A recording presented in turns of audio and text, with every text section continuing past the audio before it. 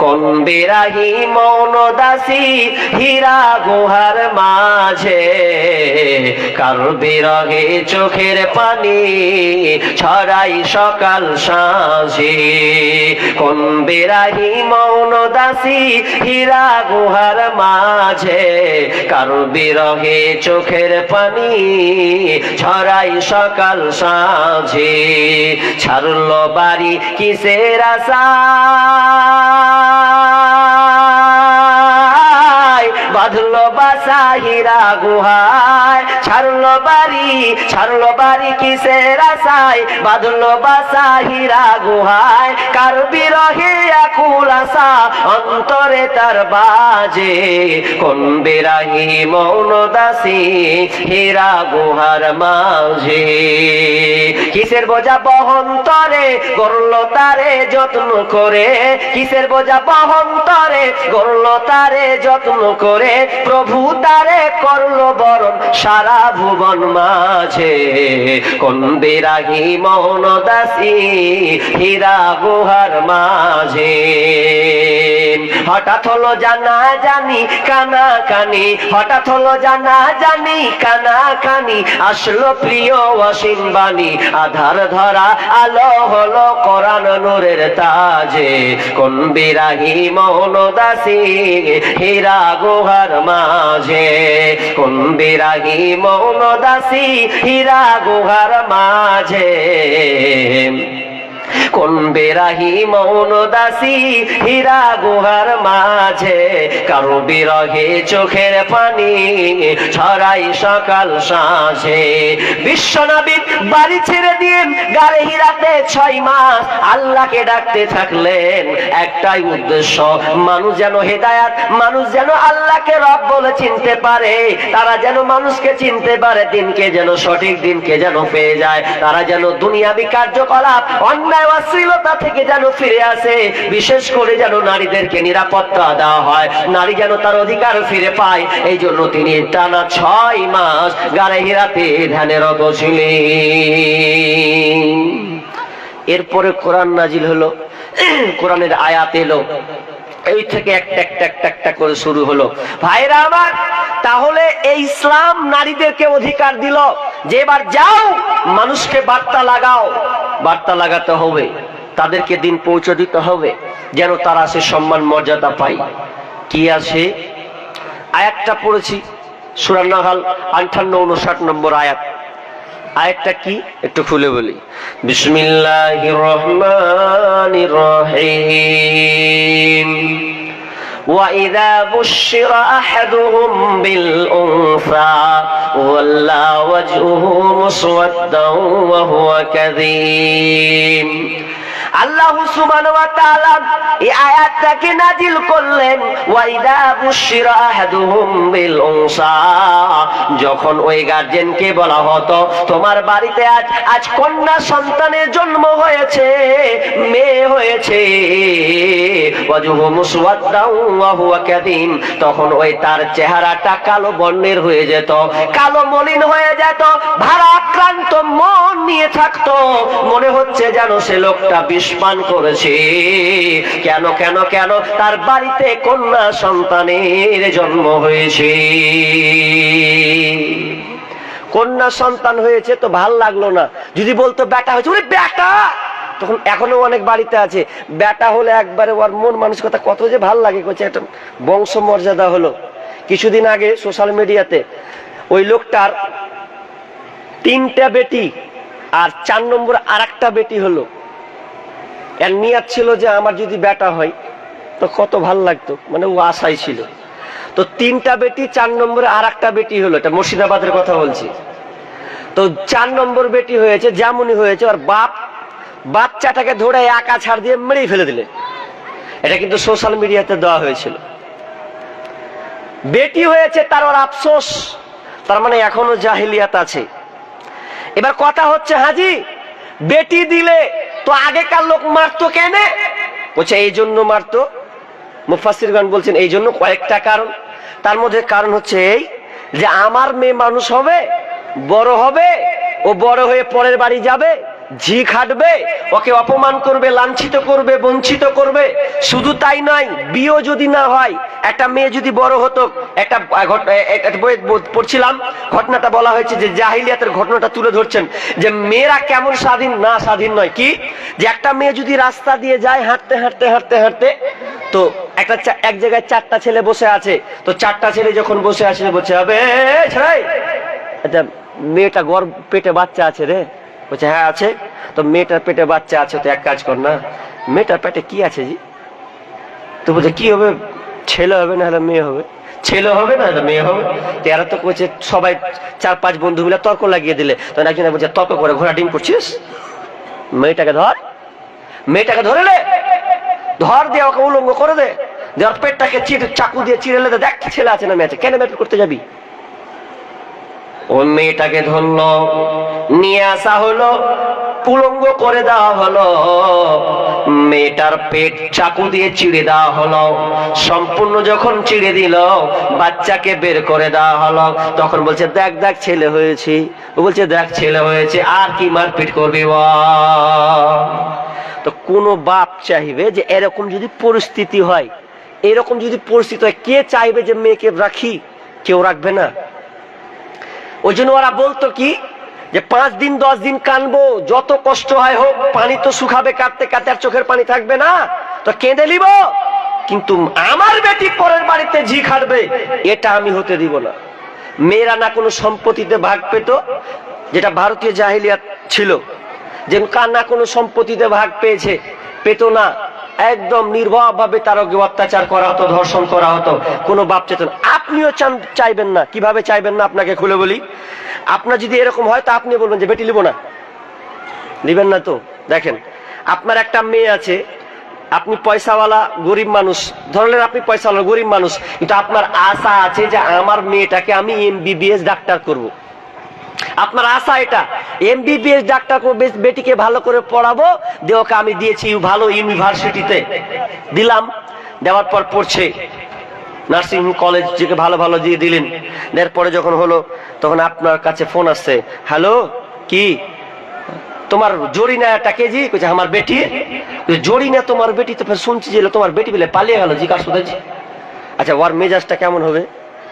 যে লোকটা ভাবছে যে আমি আমার মেয়েকে আমি লালন পালন করব, কষ্ট করে মানুষ করব, তো সেই বাপের কানে যাচ্ছে যে বেটি নাকি অন্য ছেলের হাত ধরে পালিয়ে গেছে। আচ্ছা, এখন ওর মন মেজাজটা কেমন হবে? এখন বেটি যদি ঘর আছে, বাপ লিবে সহজে? লিবে না, সোজাই বলবে খালি আই, বস্তা বন্দি করবো, বন্দি কেটে দেবো, পুঁতে দেবো, গিঁড়ে দেবো, এরকম বলবে না ভাষা? তারপর কিছু কথা, মানে ওই বাপও লিবে না, কেমন বেটি, আমার মুখে চুলকানি মেরেছে, আমার দরকার নাই। তো এটা যদি আগে আপনি মানে যদি রিপোর্ট পেয়ে যাবেন, তো আপনি নিবেন না। তো জাহিলিয়াতের যুগটাও এরকম, তার চাইতে বেশি ভয়ঙ্কর। ওই জন্য কোন লোক চাইতো না যে আমার ঘরে বেটি হোক। কে মাননা, রাস্তা দিয়ে হাঁটবো, কত মানুষ কি বলবে, লজ্জায় মুখ, এই আয়াতটা পড়ছি পড়ে, যে লজ্জাতে বাড়িতে শুধুই থাকতো না, অন্য কোনো এলাকাতে কোনো একটা গোত্র, কোনো বংশে থাকতো, যেটা কেউ আমাকে টিটকিরি না মারতে পারে। এই জন্য কত খাতারনাক, ওই জন্য মেরে ফেলতো। কিন্তু আমরাও মেয়েদেরকে মেরে ফেলি, ওটা আবার চাকু দিয়েও লয়, আর কবর দিয়ে লয়, গলা টিপে লয়, কেমন দেখবেন, মেরে ফেলি কিভাবে। আচ্ছা, আপনার কটা বেটা? কারো 3টে বেটা, কারো 4টা বেটা, আছে না নাই? কথা বলেন, আছে না নেই? না নেই আপনাদের ছেলে পিলে? কথা বলবেন রে ভাই। তো ছেলে পিলে আছে 4টা বেটা, কারো 2টা বেটি, কারো 3টা বেটি আছে, কারো 7টা 8টা। এখন কিন্তু 7টা 8টা পাবেন না, এখন 2টা থেকে 3টে, আর বেশি পাবেন না আপনি। তো আগেকার 7টা 8টা, 4টা বেটা 3টা বোন, জায়গা আপনি কিভাবে ভাগ করে দিয়েছেন? কিভাবে দিয়েছেন? এবার কোন জায়গায় মারতে এলো রে? হ্যাঁ, সঠিক জায়গায় এসেছি, এবার আমি সঠিক জায়গায় এসেছি বাপ। কেমন করে? একজন বিজ্ঞ আলেম, নাম বলছি না, উল্লেখ করবো না, আমি তার বক্তব্য নকল করছি। একজন বিজ্ঞ আলেম, শাইখুল হাদিস, তিনি তিনি একজন বক্তাও, নাম বলছি না, তবে একটা তার বক্তব্য নকল করছি। তিনি কি বলছেন জানেন? এই লোকেরা, এই পৃথিবীর মানুষ, তোমরা জানো কে জাহান্নাম যাবে কে যাবে না, কে জাহান্নাম যাবে কে যাবে না, এটা তুমি কাউকে করে বলতে পারো না। তবে শুনে লাও জাহান্নাম কে যাবে কে যাবে না। যদি তুমি জাহান্নাম দেখোনি, কিন্তু জাহান্নাম লোক যদি তুমি দেখতে চাও, জাহান্নাম লোক যদি দেখতে চাও, তাহলে ওই রাস্তা দিয়ে দেখতেই থাকো। ওই রাস্তা দিয়ে দেখো এমন একটা লোক যাচ্ছে, যেই লোকটা বেটাকে জমি জায়গার ভাগ দিয়েছে, বেটিকে দেয় নাই। তাহলে জেনে নাও ওই লোকটা জাহান্নামী হাঁটতেছে। তা আমার কথা নয় যে আমাকে বকবেন, আমি নকল করলাম। কি বলছে? যদি তুমি জাহান্নামী লোক দেখতে চাও, দেখোনি তো, ওখানে আঙুল লাগাও, ওই রাস্তা দিয়ে যাচ্ছে, দেখো যে লোকটা বেটির হক মেরেছে, বেটারাকে জমি জায়গা লিখে দিয়েছে, বেটিরাকে এক কানা করিও দেয়নি, ওই লোকটা হচ্ছে সরাসরি জাহান্নামী। দেখলো ওই যে হাঁটছে। তার মানে বাপ, আপনি তাহাজ্জুদ পড়েও আপনার কোনো বাঁচার পথ নাই। যত তাহাজ্জুদ গুজার হন না কেন, যত আপনি হাজি হন না কেন, বেটির জমি জায়গাকে আপনি দেবে রেখেছেন, বেটির জায়গা আত্মসাৎ করেছেন, বেটার নামে লিখে দিয়েছেন, বেটিরাকে দেননি। আপনার বাঁচার কোনো পথ নাই, আপনাকে জাহান্নামে যেতে হবে। কজন দিয়েছেন? এখন মসজিদে ডিউটি করি না, 5 বছর মসজিদে ডিউটি করেছি, টোটাল 5 বছর 3টা মসজিদে। তো ঔরঙ্গাবাদ বিশাল বড় নাম করা জায়গা, গ্যাস কোম্পানির ওই আশেপাশে। তো একটা মেয়ে চলে আসছে, চাচির মতন হবে, কাকি। তো বলছে, বেটা তোরা মসজিদে কি ওয়াজ করছিস রে? বলছে, কেন গো চাচি?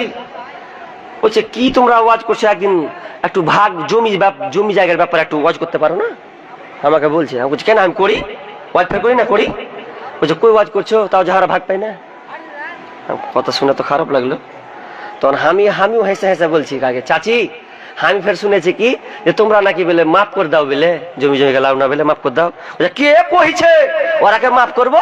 ওটা ওপর মন থেকে মাফ করে, মাথা খারাপ হয়ে গেছে নাকি? এটা এই এক কাঠা জায়গার ব্যাপার আছে। কে কইছে? বলছে, শুনছি সাই, বলছি শোনা লয়। তার মানে ওই নারীটা বলছে, ওই কাকিটা বলছে, আমরা মন থেকে মাফ করি না, বাপ ছে ভাইরাকে জায়গা জমি লিখে দেয়, কিন্তু আমরা মন থেকে মাফ করতে পারি না। শুধু ভাবি যে বাপ ভাইয়ের উঠানে উঠবো, একনাতে উঠবো, ভাইয়ের বাড়ি যাব, বাপের বাড়ি যাব, যদি চাপ করি হয়তো বাপকে চাপ সৃষ্টি করবে, ভাইরা আর আমাদের বাড়ি আসবে না। এই জন্য আমরা এগুলো ভেবে দেখে আমরা জমির জায়গার দাপটে ভাগ বসাতে যাই না। তার মানে মন থেকে মেয়েরা মাফ করে না। এই বাপ, তোমাকে বলছি শোনো, বেটারাকে লিখে দিয়েছো না, বিচারের মাঠে তুমি প্রস্তুত থাকিও। কি হালাত হবে তোমার। ও তোমার বেটি, ওর হক আছে। কোরআন বলছে তোমার ছেলে যদি 2 ভাগ পায়, তাহলে তোমার মেয়ে 1 ভাগ পাবে। তোমার একটা বেটা যদি 10 কাঠা পায়, তাহলে তোমার মেয়ে 5 কাঠা পাবে।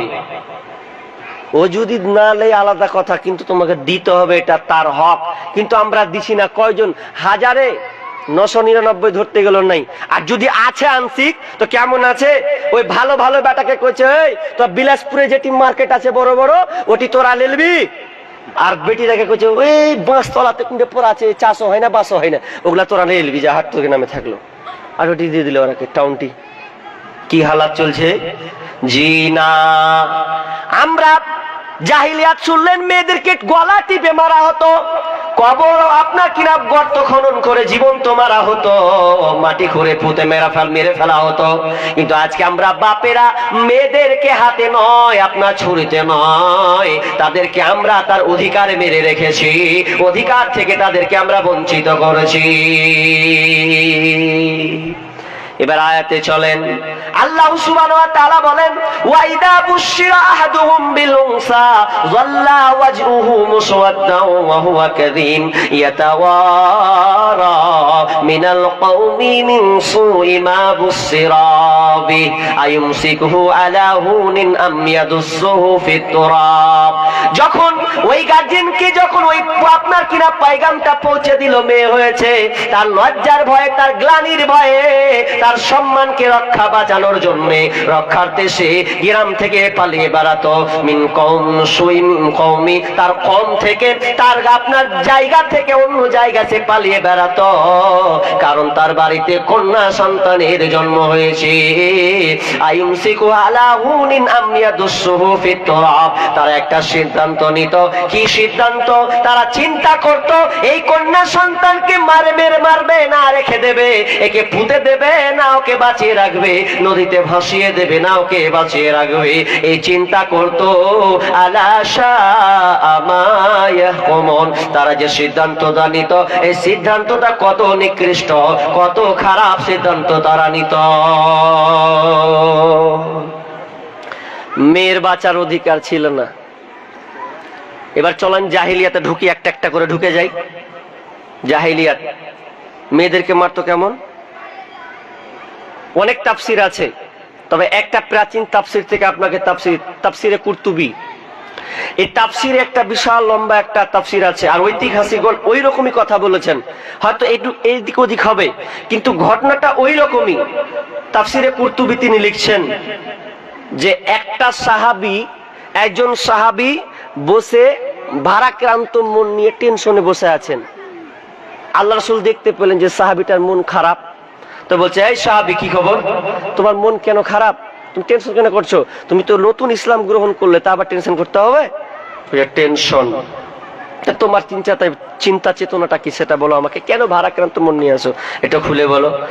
তখন ওই সাহাবী বলছেন, ইয়া রাসূলুল্লাহ, আমি টেনশনে আছি, আমার মনটা ভালো নাই, আমি ইসলাম গ্রহণ করলাম আপনার কাছে, এরপরে আমি বেচৈন ঢুকে গেছি, আমার মনটা শান্তি নাই, আমার মনটা কুড়ে কুড়ে খাচ্ছে। আল্লাহর রাসূল বলেন, সাহাবীরে, কেন তোমার মনটা কুড়ে কুড়ে খায়, বলো না তোমার কি হয়েছে? আল্লাহ এবার ওই সাহাবীটা বলছেন, ইয়া রাসূলুল্লাহ, আমার 8টা মেয়ে ছিল, ওই 8টা মেয়েকে আমি নিজের হাতে জীবন্ত কবর দিয়েছি, নিজের হাতে আমি 8টা মেয়ে, একটা নয়, দুইটা নয়, তিনটা নয়, 8টা মেয়েকে আমি নিজের হাতে পুঁতেছি, কোনটাকে নদীতে ভাসিয়েছি, কোনটাকে জীবন্ত কবর দিয়েছি, কোনটাকে আমি টুটি চিপে মেরে ফেলেছি। তাহলে আমার 8টা মেয়েকে আমি নিজের হাতে মেরেছি, কত জঘন্য অপরাধ, যত জঘন্য পাপ করেছি। জাহিলিয়াতের সময় আমার সবাই একই রকম, আমারও সেই টেনশন, আমারও মন মানসিকতা ওই রকম ছিল। আমি যখন মুশরিক ছিলাম, কাফের ছিলাম, তখন আমি আমার মেয়েকে, 8টা মেয়েকে আমি নিজের হাতে কতল করেছি। আল্লাহ রাসূল বললেন, ওই সাহাবী, কেমন করে তুমি ওই 8টা কন্যা সন্তানকে মারতে পারলে? তোমার তো অন্তরে লাগার কথা, তুমি 8টা কন্যা সন্তানকে কেমন করে মারলে? আমাকে কোন একটা মেয়ের বর্ণনা দাও। এবার ওই সাহাবী শুরু করলেন, ইয়া রাসূলুল্লাহ, আমি অনেক মেয়েকে মেরেছি, তার মধ্যে আমি একটা মেয়ের ঘটনা বলি। আমি আমার স্ত্রীকে বলেছিলাম, বিবি রে,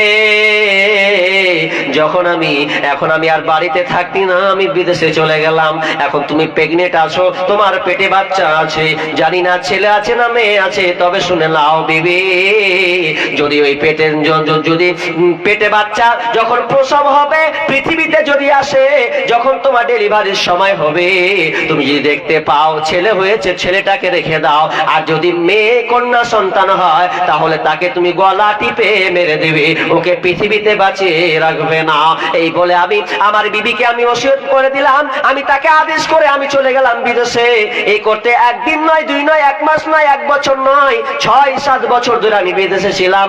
আসার পর এবার আমি বাড়ি ফিরছি, বাড়ি এসে যখন দেখছি, আহারে, ফুটফুটে একটা কন্যা সন্তান, দেখতে এত সুন্দরী একটা মেয়ে দৌড়ে এসে মা বলে দিয়েছে, দেখ তোর আব্বা দৌড়ে আসে। ওই কন্যাটা দৌড়ে এসে আব্বা বলে ডাক দিয়েছে, বুকের দিকে চলে গেছে। এবার মেয়েটাকে দেখে আপনি সাহাবী হতভম্ব হয়ে গেছেন, ইয়া রাসূলুল্লাহ, আমি আশ্চর্য হয়ে গেলাম, এটা কার মেয়ে, এত সুন্দর মেয়ে, কার হবে এটা? আমার স্ত্রী বলছেন, ওগো স্বামী আমার, এটা কারো কোনো মেয়ে নয়, এটা আপনারই মেয়ে। আরে, আমার মেয়ে মানে? তোকে কি বলে গেছিল? তোকে বলিনি মেয়ে হলে গলা টিপে দিবি, মেয়ে হলে গলা টিপে দিবি? এবার বিবি স্বামীকে বলছে, স্বামী, ও আমার প্রাণের স্বামী, তুমি বলেছ ঠিক, আমি চেষ্টা করছিলাম, কিন্তু আমি তো মা, আমি তো বাপ নই, আমি তো সন্তান পেটে নিয়েছিলাম, 9 মাস 10 দিন গর্ভে ধারণ করেছি। আজকে প্রসব হয়েছে যেদিন, সেদিন আমি মেয়ের মুখটাকে দেখতে গেলাম, আমি আর হাতটা ধরতে পারলাম না, আমি নিজের হাতে কন্যা সন্তানকে মারতে পারলাম না। ফুটফুটে একটা সুন্দর চেহারা দেখে আমি হাতকে সরিয়ে নিলাম, আমি মারতে পারলাম না। কোনো মা পারে না এটা, কোনো মা পারবে না যে নিজের সন্তানকে গলা টিপে মারবে, অসম্ভব। কেন পারবে না গো? সায়েন্স বলছে, ডাক্তার যারা বিজ্ঞানী সায়েন্স, তারা বলছেন যে একটা মানুষ তার সহ্য, তার কষ্ট, তার ক্ষমতা কত নিতে পারে জানেন? 45 ইউনিট। কত বললাম? 45 ইউনিট ব্যথা অনুভব করতে পারবে। কিন্তু একজন মাকে সে সময় 45 ইউনিট ব্যথা অনুভব করতে হয় না। বিজ্ঞানীরা বলছেন 57 থেকে 58 ইউনিট ব্যথা অনুভব করে। আর 58 ইউনিটের তার সমান কতটা করেছেন জানেন?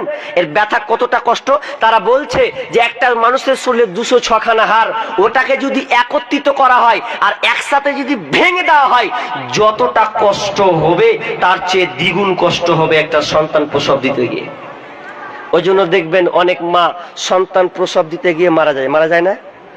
অনেক আছে মা নেই, সন্তান পৃথিবীতে বেঁচে আছে, মা পৃথিবী ছেড়ে চলে গেছে নাই।